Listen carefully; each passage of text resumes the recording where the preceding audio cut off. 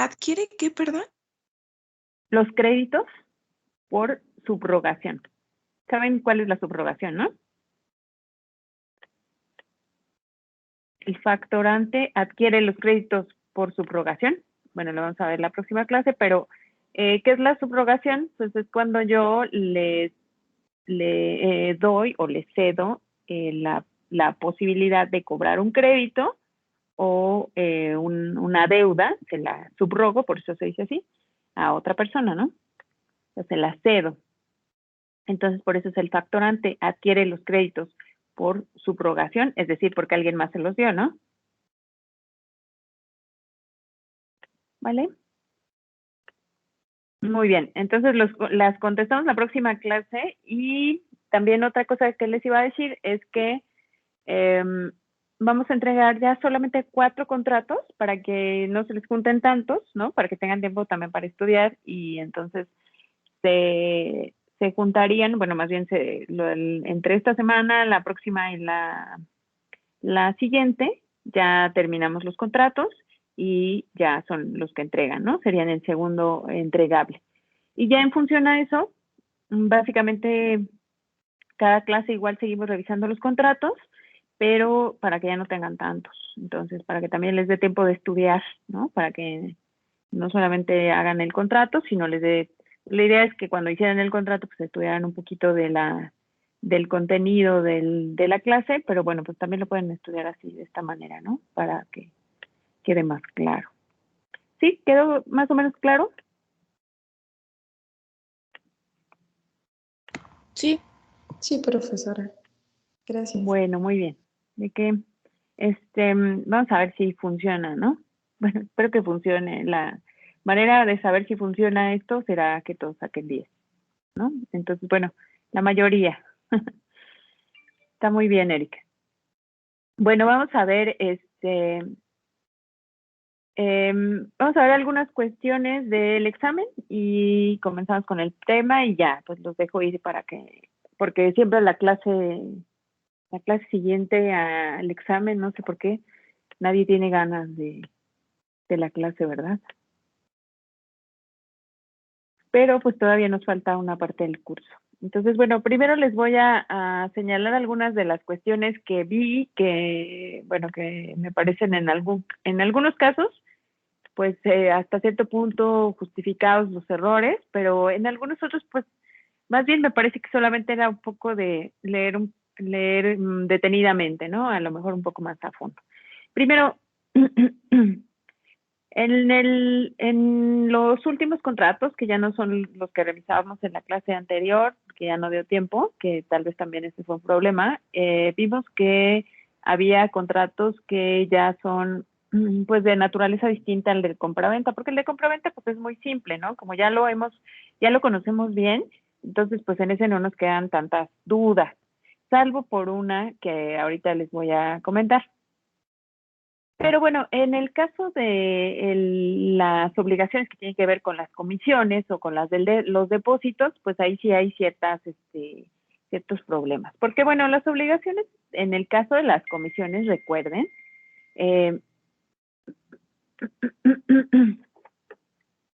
a ver, permítanme, que no puede entrar.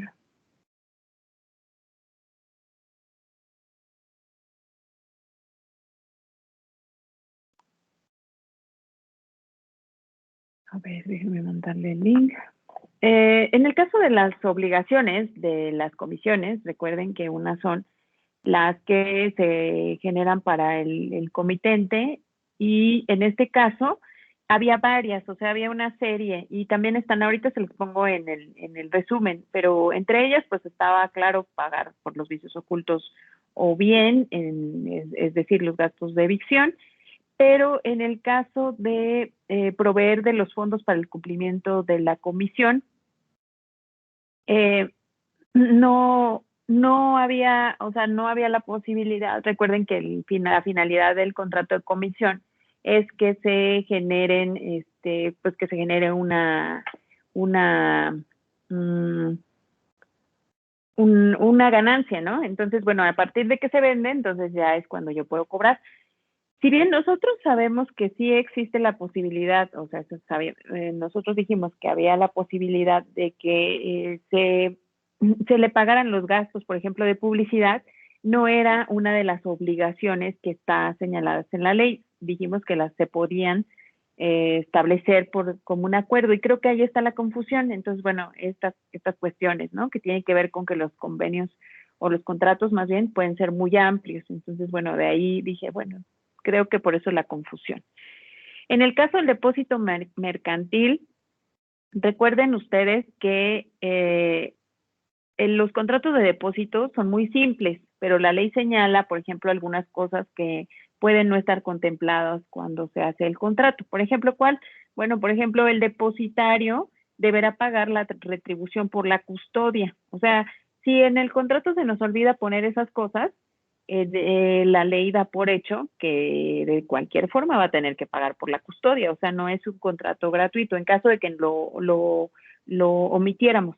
No es así en el caso de las obligaciones de la comisión, porque esas están establecidas también en la ley y en caso de que no lo señalemos, o sea, de que no digamos, tiene que proveer los fondos para el cumplimiento de la comisión, pues no va a ser así. Además, la finalidad se entiende porque la finalidad del contrato de comisión es que hasta que venda la cosa, entonces se le va a pagar, ¿verdad? O sea, se va a generar una ganancia para la persona que está, que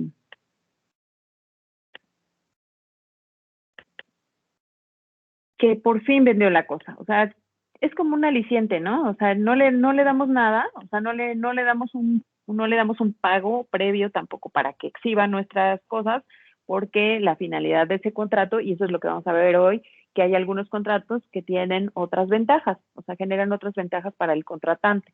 Entonces, en el caso del contrato de comisión, pues el que exhibe, por ejemplo, un carro, no lo exhibe porque por lo que le están pagando en el momento en el que lo toma, sino más bien por lo que puede obtener después, ¿no?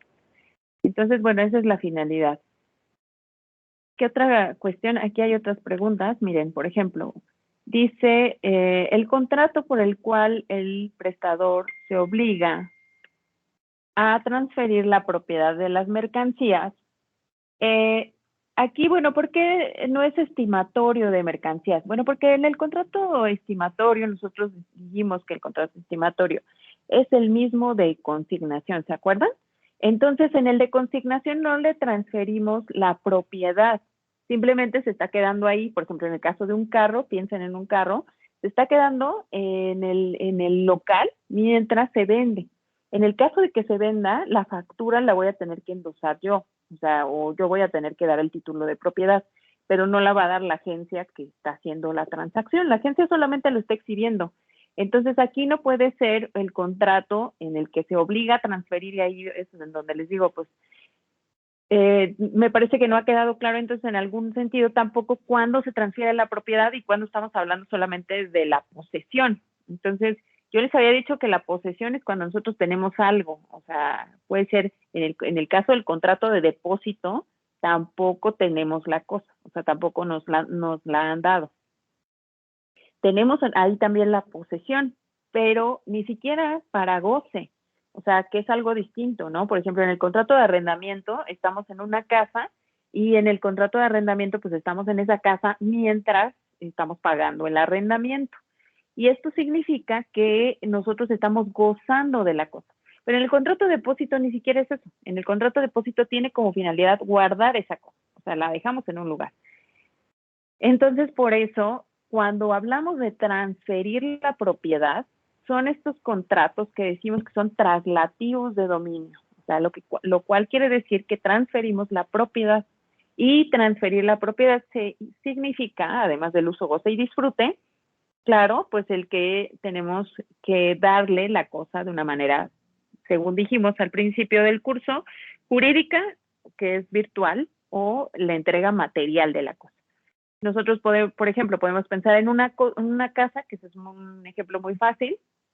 Hay una entrega virtual, por ejemplo, o jurídica, en el momento en el que vamos ante el notario público y firmamos los documentos. Tal vez ni siquiera conocemos la casa, pero ya es nuestra. Entonces, en ese momento, pues ya hubo una entrega jurídica o virtual. En este caso, bueno, en el caso del contrato, entonces, por tanto, estimatorio, recuerden que el contrato estimatorio es un sinónimo del contrato de consignación. Entonces, por lo tanto, no hay transferencia de obligación.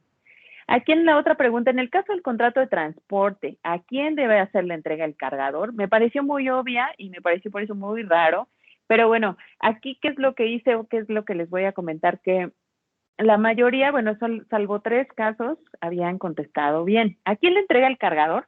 Pues al consignatario, ¿no? ¿Por qué le entrega al consignatario? Bueno, si ustedes ven, ahí dice que la pregunta está mal. Lo que pasa es que dije, bueno, para que no se las ponga mal a todos, porque había 18 respuestas, ¿no? Y de las 18, 15 estaban mal. Dije, bueno, a lo mejor yo no me expliqué bien, entonces, bueno, por eso voy a cambiar el sentido de la respuesta, pero ahí está bien. O sea, lo que les quería decir es que en este caso, por ejemplo, como las revisé una por una, entonces se la puse bien porque está bien, pero era pues para no afectar a los demás, porque me pareció que no estaba claro en el caso del contrato de transporte. ¿Qué es lo que pasa? Yo les decía que el que tiene la obligación jurídica de, digamos, de responder por las cosas frente al consignatario, sí es el porteador, ¿no? O sea, el porteador, pues al final es el con el que con el que firma el contrato. Puede ser que el consignatario nunca firme el contrato de transporte, sino que el contrato de transporte solo esté firmado entre el consignatario y entre el porteador y el cargador. O sea, entre la persona que tiene la empresa de distribución y el que lleva en su camioncito la cosa, ¿no? O sea, el producto. Pero entonces, en el caso del ejemplo que estaba en el video que yo les compartí, en el caso de ese ejemplo que es muy claro, la empresa de tequila tiene, o sea, es una empresa que está pues supongo que en Jalisco, ¿no? No me acuerdo en dónde estaba. Está en Jalisco y transporta las cosas hasta Yucatán, ¿no? Entonces, como se va a mover toda esta distancia, el porteador, que es la empresa de tequila, contrata un cargador, que ese es el que lleva el transporte o el que lleva la cosa hasta su lugar de destino.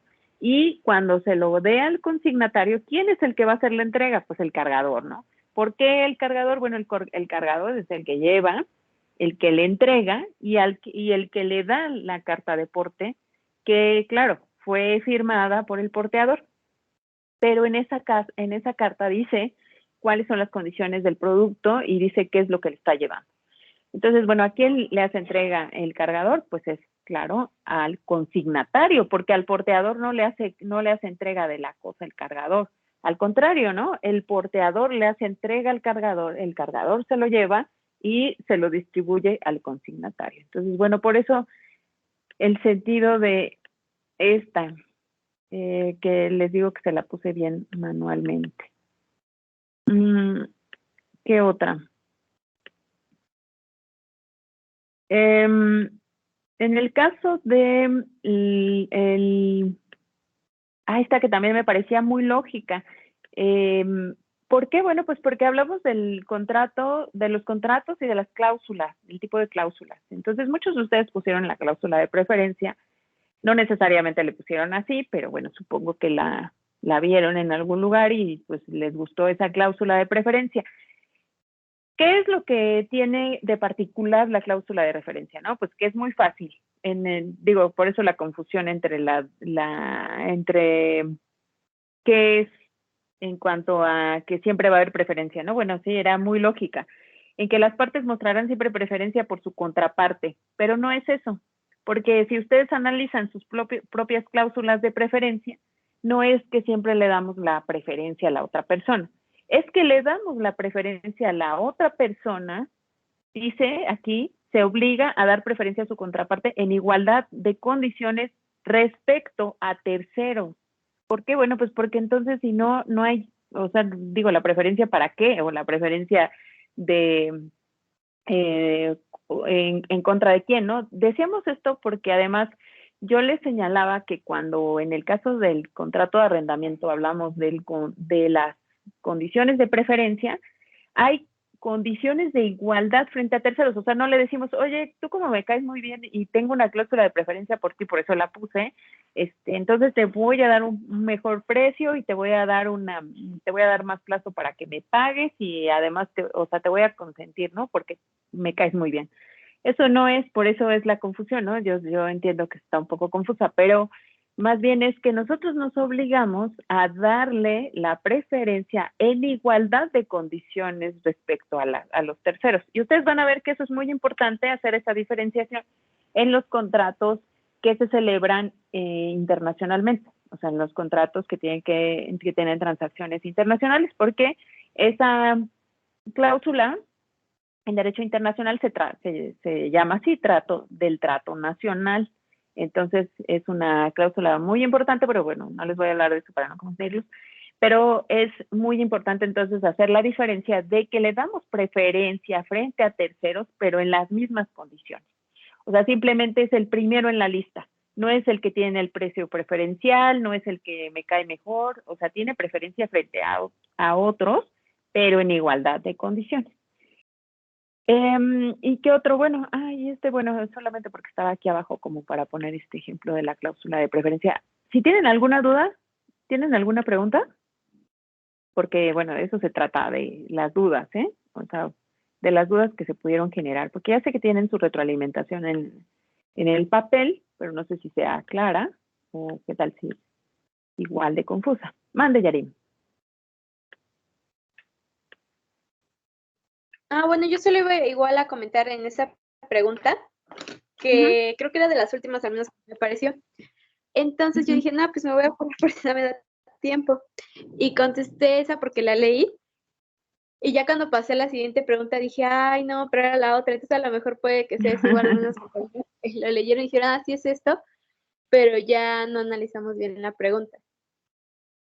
Ajá, eso pasa mucho bueno, no sé si les pasa a ustedes también, pero en los exámenes de opción múltiple, y bueno, que también eso es mi responsabilidad, ¿no? Que siempre están muy, como muy cerradas las respuestas, a lo mejor como, tratando de hacerlo confuso, que luego uno no lee bien, ¿no? O sea, lees como el contenido y si, por ejemplo, le quitaras un no, como ya tienes, pensada la respuesta, no sé, por ejemplo, un contrato de compraventa, contrato a través del cual un comprador, o no sé, bueno, tienes así, pero en que le cambien una palabra, por ejemplo, el que le digan comprador y diga arrendador, pero tú no lo lees bien y dices, esa es la misma estructura de la respuesta, ya te vas con esa, ¿no? Y es automáticamente la que contestas. Entonces, ustedes tienen que tener cuidado porque la verdad es que, bueno, yo, por ejemplo, pues no tuve la misma, pues no pasé por su suplicio de tener dos exámenes cada cuatrimestre, ¿no? Como yo fui a una escuela diferente, ¿no? O sea, digo a ustedes, entonces no me puedo poner en sus zapatos y decir, pues es que los exámenes son bien fáciles, ¿no? Pues es que en muchas materias, por ejemplo, yo no tenía examen, ¿no? Y pues es como uno pensaría, pues es más fácil. No, en realidad es complicado, ¿no? Porque también pues no tienes como, o sea, en caso de que no vayas a clase, pues repruebas. Pero esa es una de las condiciones de algunos profesores, ¿no? Entonces, pues yo les pudiera decir, ay, pero pues ¿por qué no? Si está muy fácil, ¿no? Y pues ese es el problema, que a lo mejor yo no me pongo en sus zapatos y sí, Yarim, sí entiendo que pues uno se pueda ir por la primera, por la que ves, y además también tal vez es mi problema, ¿no? Que está muy confuso. Entonces, bueno, pero o sea, digo, tampoco la otra sería que estuviera más fácil, pero no sé cómo hacerlo más fácil. Bueno, creo que también a veces nos afecta el tiempo, ¿no? De ver que está corriendo. A mí en lo personal Sí, eso me el reloj. estresa ajá, porque al principio según yo tengo calculado el tiempo de cada pregunta y voy tranquila y todo, pero ya a las finales siento que me está ganando el tiempo y lo trato de hacer más rápido. Entonces siento que eso a mí sí me perjudica un poco. Entonces también creo que otra cuestión sería quitar, por ejemplo, las preguntas que son de pensar, ¿no? O sea, vieron que había varias de problemas, ¿no? Entonces, bueno, a lo mejor también esas les entretienen mucho y son en las que también se equivocan. No puse ninguna de esas, se me olvidó, bueno, no le tomé captura, pero había varias que decía, pero no está tan complicada esta, pero por ejemplo en la que era de capacidad, ya ven que dice un niño de, bueno, no dice un niño, un joven de 17 años celebra un contrato de compraventa y, o no me acuerdo qué contrato, y entonces cuál es el vicio del que adolece el contrato, ¿no? Y el vicio pues era el de capacidad, pero pues muchos pusieron el de consentimiento, ellos pensé, no, pero, o sea, ahí está diciendo que tiene 17, ¿no? O sea, como que me pareció como muy obvio, pero dije, bueno, igual y como es muy largo de leer, ya cuando llegas a la pregunta ya quieres contestar rápido, ¿no? Entonces, como dice Yarin, pues contestas la que es la más lógica, porque pues, sí hablamos mucho de los vicios de consentimiento. En el caso del consignatario, sí, mande Yarin, ¿me ibas a decir algo? Ah, sí, yo también os iba a comentar que esa pregunta del caso del chico de 17 años está como dos veces, ¿no? Donde una opción es para que el contrato Ujú. sea nulo y en la otra pregunta sobre los vicios, pero yo me quedé así como de, porque sí la leí y iba a contestar otra cosa y ya después analicé igual que tenía 17 años y dije, no, pues no puede realizar el contrato. Entonces cuando la volví a preguntar, pero preguntó como por los vicios, yo dije, no, pero pues desde el principio tampoco podría realizar el contrato, ¿no? Sí puede, porque les comentaba que en el caso del vicio de capacidad, en el vicio de capacidad no hay inexistencia. ¿Se acuerdan que la otra, o sea, la consecuencia más grave que no haya objeto o no haya consentimiento es que es inexistente? En ese caso no, o sea, sí, así como dice Yarim, no puede celebrarlo y si lo celebra, entonces pues es inexistente. Pero en el caso de la falta de capacidad, esa no genera inexistencia, sino genera el vicio, en este caso el vicio del consentimiento, que puede ser del consentimiento, porque además del consentimiento, de la capacidad, estoy diciendo, de la capacidad porque habíamos dicho que es capaz los mayores de 18 años o las personas, pues que digamos que están bien de todas sus facultades, ¿no? Porque también puede ser que una persona muy grande no tenga la capacidad, ¿no? Pero en ese caso, Yarim, entonces se considera un vicio que puede ser convalidado. Por ejemplo, algo muy común es que cuando los menores de edad celebran los contratos, sus padres son los que después asumen las responsabilidades mediante, por ejemplo, un convenio. Entonces dicen, del contrato que celebró él, como no tiene la edad, pues entonces yo celebro un convenio y me obligo a respaldarlo en las obligaciones que adquirió. O sea, no se considera inexistente, sino por eso por eso son vicios solamente. ¿Se acuerdan que unas cosas son vicios y la otra cuestión es el más grave, que es la inexistencia, ¿no? Entonces, pues sí entiendo, es un problema precisamente como para hacerlos pensar, pero a lo mejor ahí les hacía falta, además de mayor tiempo, una mayor explicación del problema, ¿no?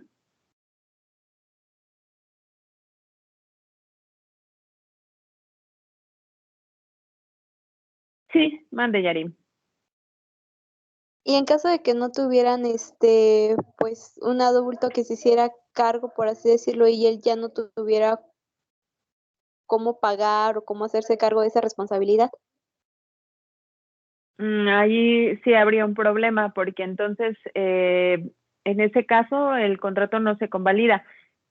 En algunos casos, por ejemplo, lo que los jueces han determinado es que no es nulo, o sea, no se anula el contrato, sino que, por ejemplo, algunas cuestiones van a tener que ser cubiertas, ¿no? Por ejemplo, en el caso de un menor, pero depende de cuántos años, ¿no? En el caso de 17 años no hay tanto problema, porque en esos casos ya los jueces se han determinado y hay jurisprudencia en ese sentido, que las obligaciones que se adquirieron se van o sea, como que se van a esperar, por ejemplo, a determinado tiempo, ¿no? O a, se van a prorrogar los efectos del contrato una vez que, por ejemplo, que adquiera mayoría de edad, o también puede ser que aún la persona que está adquiriendo la obligación, o sea, firme el contrato, pero digamos, por ejemplo, en el caso de un deudor, eso también ha pasado, ¿no? Que alguien se obliga, engaña a la otra persona y entonces pues ya le debe. ¿Qué es lo que tiene que hacer? Pues que seguramente ya es muy probable que ya trabaje o que ya tenga la posibilidad de pagarle. Y entonces en ese caso el juez lo va a condenar a que sí le tiene que pagar. O sea, porque vean que las condiciones es como, ustedes no han visto mercantil, no han visto lo de las quiebras, es como en el caso de los concursos mercantiles, ¿no? Creo que tienen una materia de eso, ¿no? Derecho concursal. Vean que ahí, como es derecho privado, las obligaciones, o sea, digamos que una empresa dice, yo ya no tengo dinero para pagar, ¿qué voy a hacer? Entonces, en ese momento se puede, digamos que en algo equiparable, ¿no? Diría, no tengo la capacidad de pagar, entonces, porque ya quebré. Entonces, esa sería precisamente la parte del concurso mercantil, ¿no? Que va a decir, ya no puedo pagar, pero el juez va a determinar, pues vas a pagar hasta donde puedas, o sea, hasta donde te alcance. Por ejemplo, los bienes que tengas los vas a rematar y de ahí vas a pagarle a tus acreedores. En el caso de los menores de edad también se ha condenado a esa situación, porque el que induce al error, pues es el menor de edad. Si es el caso contrario, entonces ahí sí es más fácil que anulen el contrato, Yarim. Pero eso ya depende del tipo de contrato del que estemos hablando y de quién, de qué parte es el obligado, ¿no? El de los 17 años, o sea, el que no tenía capacidad, porque probablemente él es el que induce al error. Entonces sería equivocado, erróneo de parte del juez, eh, anular el contrato, porque eso lo dejaría en ventaja, ¿no? Y eso dejaría, le causaría un perjuicio al que le deben. No sé si me explico, pero bueno, eso sería dependiendo del contrato. A lo mejor eso es lo que le hacía falta también mayor explicación a la pregunta.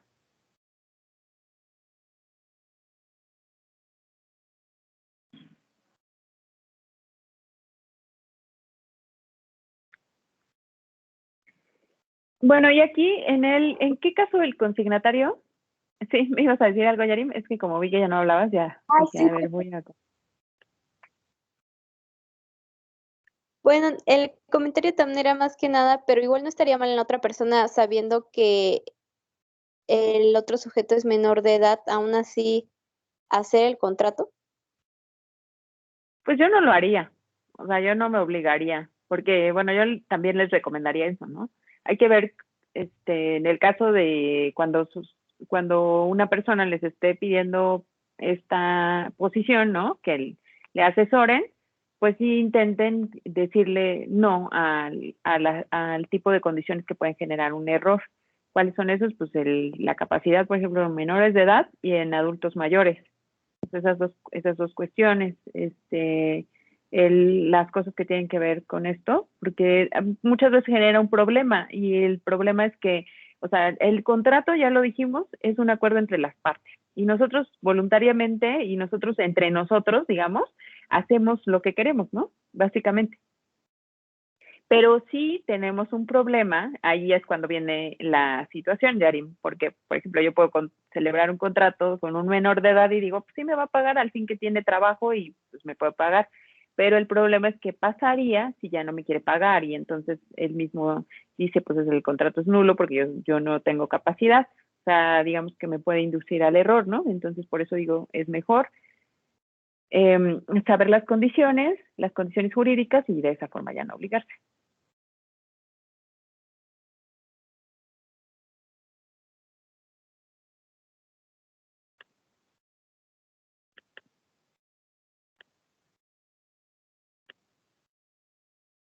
Bueno, vamos a ver otras 4 preguntas y ya comenzamos con lo de la clase o terminamos la clase. A ver, ahorita vemos. ¿En qué casos el consignatario es liberado del riesgo de la cosa? Ustedes se acuerdan que pasa en el contrato estimatorio, en el contrato de consignación, ¿no? Bueno, en el contrato estimatorio. En el contrato de consignación, lo que nosotros hacemos es que dejamos una cosa en un lugar para que pues esta persona lo cuide, ¿no? Entonces, nosotros, bueno, lo que no vimos en el curso es que firmáramos, por ejemplo, una exoneración, o no vimos que eso se pudiera, o sea, porque aquí está la respuesta, está pensada en que es un documento como aparte, ¿no? Que se firma, y nosotros no vimos que se firmara ningún documento aparte. Entonces, bueno, pensé que no era tan complicado porque pues era solamente en el caso fortuito o de fuerza mayor tratándose de bienes individualmente designados. ¿Qué es esto? Si yo le dejo, por ejemplo, un carro a una persona, entonces el consignatario, o sea, no va a poder prever que, por ejemplo, que pues, decíamos que le caiga un rayo, ¿no? Al carro. O sea, obviamente lo que sí tiene que hacer el consignatario es tenerlo con cuidado, ¿no? Es que eso no es lo mismo, entonces, porque de tenerle el debido cuidado no es lo mismo que prever una situación extraordinaria. ¿Cuál es esta? Pues un caso fortuito o de fuerza mayor como el que le estoy diciendo, pues no puede prever que le va a caer un rayo al edificio en donde está. Entonces, en ese caso, solamente en ese caso, pues el consignatario es liberado del riesgo. O sea, recuerden que el riesgo es una situación que se adquiere precisamente en la que nosotros no sabemos qué es lo que va a pasar. Y yo les decía, es que el riesgo tiene que ver con eso. O sea, bueno, cuando nosotros decimos, es que a mí me gustan los riesgos, ¿no? Y entonces, pues es como que te guste aventarte de los paracaídas o situaciones así. En el caso de las obligaciones mercantiles, cuando nosotros hablamos de riesgo, estamos hablando de que es una situación que no podemos prever, o sea, que no podemos visualizar. Y si ustedes se dan cuenta, en mercantil los riesgos tienen que ver con el dinero, ¿no? Con la ganancia, con los bienes. Entonces, nosotros, si bien ponemos un negocio y decimos, bueno, pues yo vi yo ya vi el modelo de negocios, por ejemplo, de la franquicia de McDonald's, ¿no? Y entonces yo estoy seguro de que si replico las mismas, los mismos pasos y si replico todo el modelo económico de esta empresa, voy a tener una empresa igual de exitosa. Pues no, ¿verdad? O sea, sabemos que para eso hay que tener un poco de suerte, un poco de, o sea, a lo mejor un poco el momento en el que esté viviendo, muchas situaciones, ¿no? Entonces, imagínense que alguien, por ejemplo, se aventuró antes de la pandemia del COVID y dijo, voy a poner un negocio de cubrebocas. Dijeron, ay, eso ni va a funcionar porque pues, eso ni se vende. Y que, bueno, que a la semana siguiente recibió 40,000 pedidos porque había muchísima demanda. Eso es un riesgo, o sea, el hecho de que yo determine que voy a poner un negocio de cualquier cosa, ¿no? Porque es una cosa que yo no puedo prever. Entonces, en ese sentido, también piensen que los riesgos en derecho tienen que ver con las cosas que no podemos adivinar, que no podemos prever y que por lo tanto son, son cuestiones que muchas veces se salen de los contratos. Entonces también veíamos eso, ¿no? Cuando en un contrato de compraventa es el riesgo de la cosa. O sea, ¿qué puede pasar? Bueno, nosotros sabemos que en el caso de una compraventa, pues pudiera pasar que el valor de la casa se depreciara, porque imagínense, la próxima semana ponen un aeropuerto en esa avenida y, bueno, muy cercano, y el precio se viene para abajo, ¿no? Eso también es parte del riesgo. Pero otras cuestiones tienen que ver con los casos fortuitos. Los casos fortuitos o de fuerza mayor corresponden a un tipo de riesgo. Son riesgos, pues son riesgos naturales, ¿no? Son riesgos que también tienen que ver pues, con cosas que no podemos prever, pero de otra naturaleza. Entonces, en el caso de nosotros veíamos que en el caso de los contratos de compraventa, esa era una de las diferencias mayores entre el contrato de compraventa civil y el contrato de compraventa mercantil, es el riesgo precisamente. Porque decimos, ¿en qué momento el riesgo se encuentra transferido al comprador? Dice aquí en el momento en el que se transfiere la propiedad de la cosa. Sí, eso es lo común, pero nosotros estamos hablando de contratos de compra-venta mercantiles, ¿no? Aunque vimos el contrato de compra-venta civil, ahí, bueno, a lo mejor ahí fue mi error y yo pensé, no, pues es que es el contrato de compra-venta mercantil, todos van a decir, sí, a partir del momento en el que el vendedor hace entrega real o jurídica de la cosa, porque se acuerdan que, o sea, a diferencia de digamos, no sé, pues yo digo, pues le voy a vender una casa, ¿no? Y entonces, pues les digo, en el momento en el que nosotros vamos a firmar los documentos, en ese momento ya le estoy haciendo la entrega real y jurídica de la cosa. O sea, ya a partir de ese momento entran los riesgos. En el caso de, bueno, ahí no está como bien definida tampoco, pero en el caso del contrato de compraventa civil, el riesgo se transfiere con la simple transferencia de la propiedad. O sea, pero transferencia de la propiedad. O sea, recuerden, cuando yo ya te digo, vas y, bueno, por ejemplo, en un contrato, en un establecimiento mercantil, compramos la cosa, nos la llevamos y a partir de ese momento adquirimos el riesgo. Pero ese es en el caso del civil. Entonces, bueno, ahí yo pensé que se iba a diferenciar un poco, ¿no? O que ustedes iban a acordar, ¿no? Pues es que estamos en mercantil. Ahí también tal vez fue pues una suposición que no funcionó de mi parte. Que tiene que ver también con otra cuestión. Bueno, ahí hubo una confusión. ¿Se acuerdan que en el caso de, bueno, tal vez no se acuerdan, pero en el caso de la comisión que se genera por los contratos, yo les decía que en todos los contratos en materia mercantil, nosotros podemos, si no tenemos previsto, claro, en el contrato, si lo tenemos previsto, pues ese quedará, bueno, pero si por ejemplo es un interés del 30%, yo les había comentado que ahí, bueno, pues lo pudiéramos llevar al litigio y decir, me engañaron y este interés es altísimo. Entonces, yo quiero que me respeten el interés legal. El interés legal, al que le decimos interés legal, es del 9%, pero el interés, yo les decía, irónicamente, o no sé, bueno, sorpresivamente, en el Código de Comercio, señala que el interés para el caso del contrato de préstamo mercantil es del 6%. Entonces ahí bueno, ahí estaban muy cercanos los porcentajes, pero siempre hay un montón de confusión en eso. Entonces, ¿cómo surge el interés legal en materia mercantil? O sea, el interés legal, precisamente este interés que vemos del 9%, yo les comentaba, solamente surge en el caso de que exista una obligación que es de dinero. ¿Se acuerdan? Porque por eso hablábamos de la comisión, del interés sobre el interés, ¿no? Y en el caso de las obligaciones entonces de dinero, a lo mejor el problema es que aquí no dice obligaciones de dinero, dice obligaciones pecuniarias, ¿no? Y pensé que el término pues iba a ser claro, pero bueno, también tal vez eso me equivoqué ahí. ¿Cuáles son las obligaciones pecuniarias? Pues las que tienen que ver con una obligación de dinero, no necesariamente este dinero que ya sabemos que es un bien fungible, o sea, no el bien fungible de traer un fajo de billetes, sino el bien que muchas veces se representa en forma de una tarjeta de crédito, ¿no? Entonces tenemos una tarjeta de crédito y nos están prestando dinero, ¿no? No sé, pues a lo mejor si tenemos 50,000 pesos, ¿no? En esa tarjeta y nos gastamos todo, estamos adquiriendo una deuda de 50,000 pesos. Esa deuda de 50,000 pesos es de carácter pecuniario, o sea, es decir, entonces, en ese caso, sí se puede actualizar el interés de esta naturaleza, ¿no? El interés legal. ¿Por qué? Bueno, pues porque, por ejemplo, en el caso del contrato de depósito, no podemos fijar el interés legal, porque pues solamente sería sobre las obligaciones que tienen que ver con dinero. Si nosotros estamos hablando de que le estamos guardando sus cosas a alguien, no estamos hablando de obligaciones de dinero. ¿Sí me explico? A lo mejor es ahí en donde está la duda.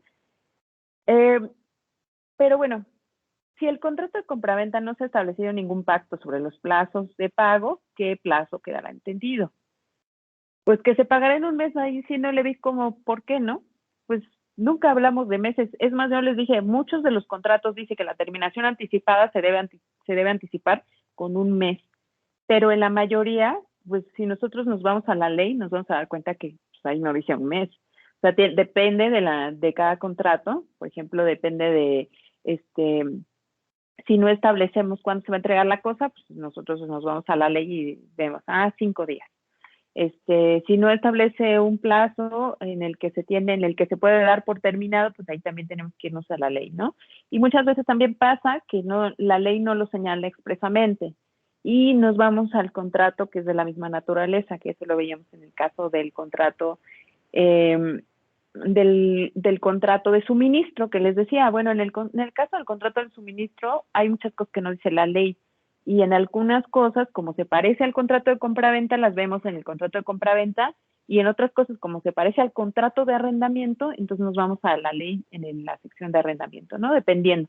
¿Cómo le hacemos para adivinar o cómo, pues yo digo, ay, bueno, ¿y de dónde cuál voy a consultar primero, no? Pues de preferencia vemos en cómo ha fallado la corte, o sea, vemos en jurisprudencia, porque de otra forma, pues tampoco sabemos nosotros interpretar la ley al 100%, sino que estas cuestiones que yo les comento, pues son cosas que ha señalado la Suprema Corte, ¿no? No que yo las haya adivinado. No sé si tengan alguna otra pregunta, pero bueno, el problema es que tal vez sí está muy explicado, ¿no? Y tal vez sí está complejo, entonces, pues por eso les digo que para el próximo examen, pues la idea es que tengan así como muy preciso el tipo de preguntas tal vez, ¿no? A lo mejor eso es lo que hace falta y bueno, ya sí, ya pueden contestar correctamente. No sé si tengan alguna otra duda, alguna otra pregunta que les haya quedado, que no les haya quedado clara o que haya sido muy compleja, como que parece que ya todas son muy complejas, ya hasta me siento mal de, bueno, pero siempre me siento mal entonces de los exámenes y digo, ay, yo quería que todos sacaran 10. ¿Cuál es el objeto? Ah, también está, ¿no? Que se me olvidaba. Dice aquí, por el objeto, porque nosotros vimos, por ejemplo, clasificación, ¿no? Y en las clasificaciones del contrato de depósito había distintas categorías, pero una de esas categorías no estaba aquí. ¿Cuál es esa? Pues la de títulos, porque en el contrato de depósito nosotros vimos nosotros vimos que podía ser, por ejemplo, depósito de títulos, depósito de dinero, o sea, hay que ver yo les diría que hay que ver un poco la lógica de la pregunta, ¿no? Por ejemplo, yo pienso, pues, ¿qué es lo que puedo depositar? Pues puedo depositar mercancías, puedo depositar dinero, puedo depositar, porque vimos que los títulos de operaciones de crédito, ese se refiere, a lo mejor ahí hubo alguna confusión. ¿Cuál es, de qué, pero cuál como que no quedaba, cuál respuesta no quedaba ahí, pues era la de a plazos, ¿no? Porque a plazos no, pues porque un contrato de depósito, yo no estoy depositando a plazos. ¿Se acuerdan que una de las condiciones del contrato de depósito es que mi dinero, por ejemplo, en el caso del dinero, siempre está disponible? Entonces, si no, yo estoy haciendo otro tipo de contrato, que ese creo que lo vamos a ver después. Pero si no, yo estoy haciendo otro tipo que sería una inversión a plazo o otra situación que no tiene que ver con un depósito, porque un depósito es que yo llevo mi bien y ese bien va a estar disponible, ¿no? O sea, porque si no, pues no me lo están guardando. O sea, el depósito se hace con la finalidad de que me guarden la cosa. Entonces, por eso me parece que ahí la que no quedaba era plazos y también pensé que estaba fácil. La que a lo mejor no estaba tan fácil era esta, que dice, de las formas en las que se manifiesta el consentimiento, ¿cuáles son, no? Entonces había una que era la A y la B. Era el expreso y el tácito. Y creo que se parece mucho, por eso decía, pues también aquí como que sí me quedé y dije, ay, sí es cierto. Pero en otras no se parecía tanto. ¿Cuál se parece? O sea, ¿cuál serán? No sé si lo haya notado, pero sí se parece. En el caso de el tácito, por ejemplo, y el expreso, pues me parece que, a mí me parece.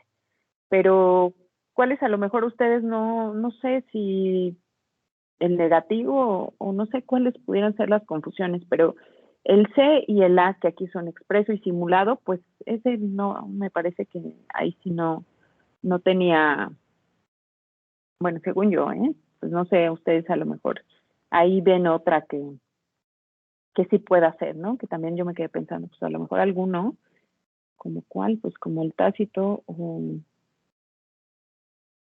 no, pero no le veo yo, pero tal vez porque yo estoy pensando diferente. O sea, para mí está como claro o está como muy pensado a lo mejor, no sé, porque ahí no podía entender la confusión. Pero bueno, ¿por qué? Pues porque nosotros, de la forma en la que hacemos los contratos, que también es una situación, fíjense, cuando hacemos un contrato podemos decir, yo les decía, por signos inequívocos que vamos a celebrarlo, ¿no? Entonces podemos decir, pues sí, sí lo celebro.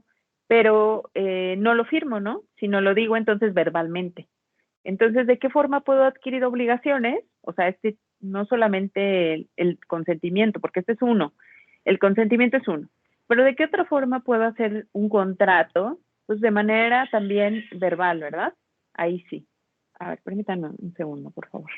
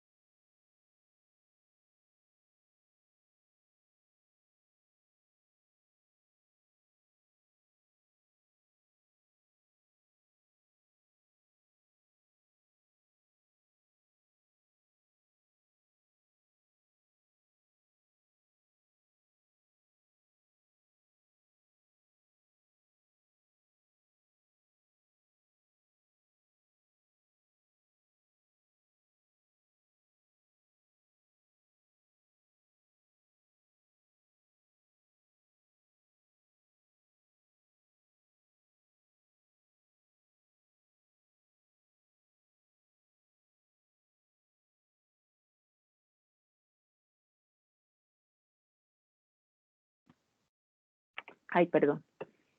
Bueno, entonces no sé si tengan alguna pregunta, pero esa sería pues mi propuesta, ¿no? Que pues no dejáramos aquí como que ya esas fueron las equivocaciones, porque también las equivocaciones son para mí, ¿no? Y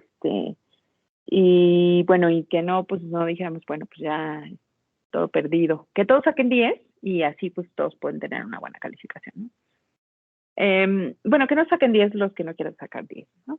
También no hay que obligarlos. Pero, ¿cómo ven? Entonces, esa sería mi propuesta, ¿no? Trabajamos así, nos vamos con estos cuestionarios, los hacen en su cuaderno, ¿no? Para que también haya como, pues, la posibilidad de que no solo sea que lo copien y lo peguen. ¿En dónde están las respuestas? Pues en el libro de Oxford. Y bueno, y también las comentamos en la clase. Antes de comenzar las clases, comentamos las preguntas y dejamos el próximo cuestionario y ya de esta forma vamos haciendo la retroalimentación de las preguntas para que al llegar al final del curso, pues no se les junte todo y tengan todo listo, ¿no? Entonces, lo que les diría es que por favor comenzáramos la clase a las 11, o sea, que la comenzáramos temprano, que nos tardáramos 10 minutos, 15 minutos en las preguntas y después comenzáramos la clase, ¿no? ¿Les parece bien?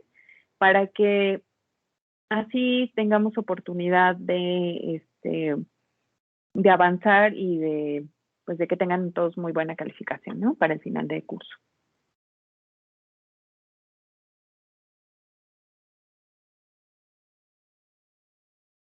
Sí, maestra, está bien. Bueno, perfecto, Erika. Entonces, nos vemos en la próxima clase. Los voy a dejar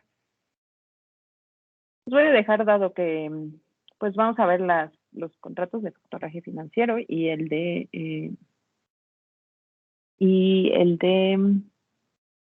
ay, ¿cuál otro? El de arrendamiento financiero. Bueno, ese ya tengo su contrato. Les voy a poner los últimos 4 contratos para que por favor también los vayan haciendo y ya los entreguen. Y entonces, bueno, ese sería el segundo entregable. Ya la otra parte del curso se dedican entonces, bueno, espero que se dediquen a estudiar y así vamos entonces haciendo, ¿no? ¿Les parece? Sí, profesora, muchas gracias. Sí. No, al contrario, gracias. Bueno, entonces nos vemos en la próxima clase. Gracias, buen día, profesora. Gracias. Buen día.